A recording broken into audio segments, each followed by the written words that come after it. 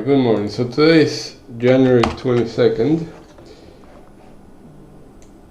and yesterday it was looking pretty bearish, and then at some point there's a big shift and we left a big set of single prints and closed inside that gap, filled the gap to the weekly low, traded inside the range for a bit, and then closed right below the previous week's low. From the settlement from yesterday, starting at the overnight session, all the trading happened above that settlement. So that means that we're 100% long. We have 100% long inventory from yesterday's close. Usually we see a correction, but we have a double distribution, so on the overnight session again. So that means that there's gonna be some support here, at least some minor support initially at the 69.40 area.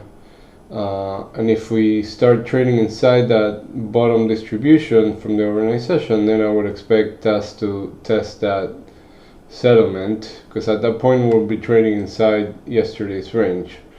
So from there I would look for a test of that 69.10, which coincides with yesterday's value area high, and then see if we reject yesterday's value and then we go back and bounce from there, or if we accept right below that 69.10, then usually we get a trigger for a value area sweep, which means that we should see value area low. But because this is a double distribution, I usually look at the sweep to be completed if we trade into that middle area where the two distributions split. In this case it will be around this monthly pivot 68.90 area,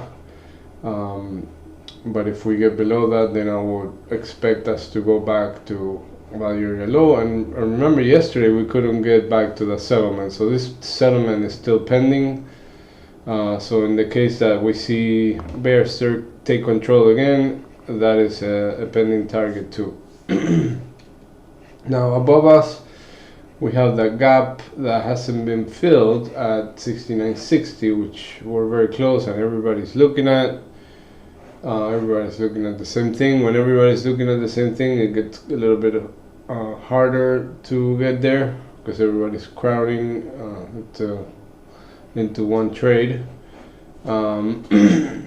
So it might be, maybe we leave that unfilled, I don't know, who knows. But the thing is that this is a pending gap fill. Then we have this area of low volume, which if you look at this, we have, this is right at where value area low for this session is, the 16th, right?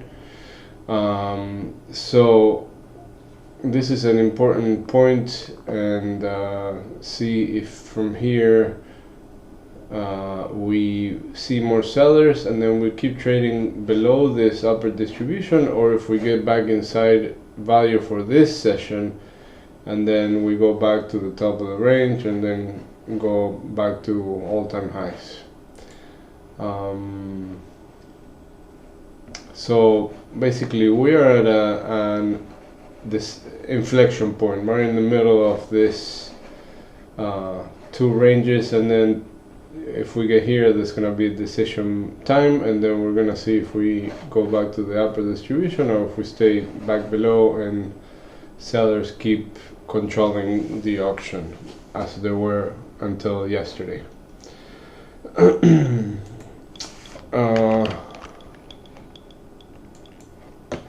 Let's look at NQ.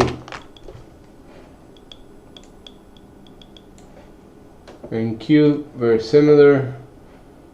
but NQ did fill that gap yesterday, and it's already above the 20-day point of control. So it was weaker earlier in the week, and now it's a little stronger in comparison to yes, but also on the longer time frame we still haven't made new all-time highs. So in that sense, NQ is a little behind. That the 90-day and 365-day point of control for NQ is up here at 25,880. So if we hold this, then that's gonna be the target on the upside, 25,880.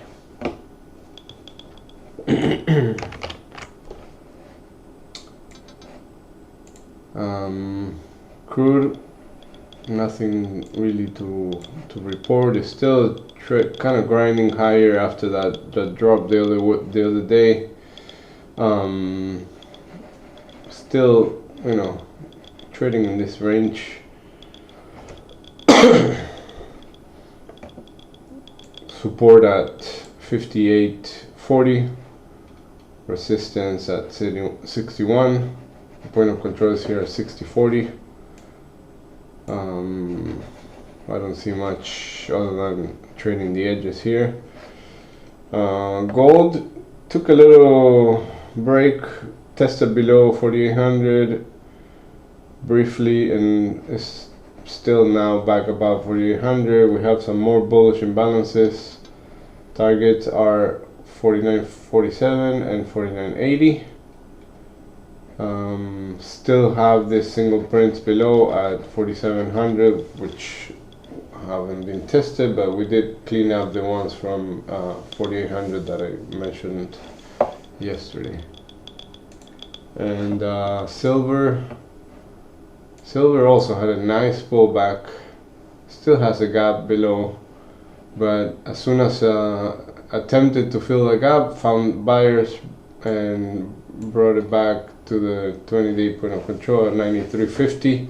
So 93.50 for now is going to be a magnet. We have that bullish imbalance that barely got there. We didn't quite get there yet, 95.90. Crude volume. But right now it's consolidating, taking a pause, but still huge ranges to play with. So 93.50, the magnet for the time being. What else do we have today? Today we have PCE at 10 a.m. Personal income, personal consumption, Kansas City at 11. We have crude inventories at 12. And we have a 10-year TIPS high yield auction at 1 p.m. and Intel earnings after the market close. Alright, I think that's about it for today. Good luck.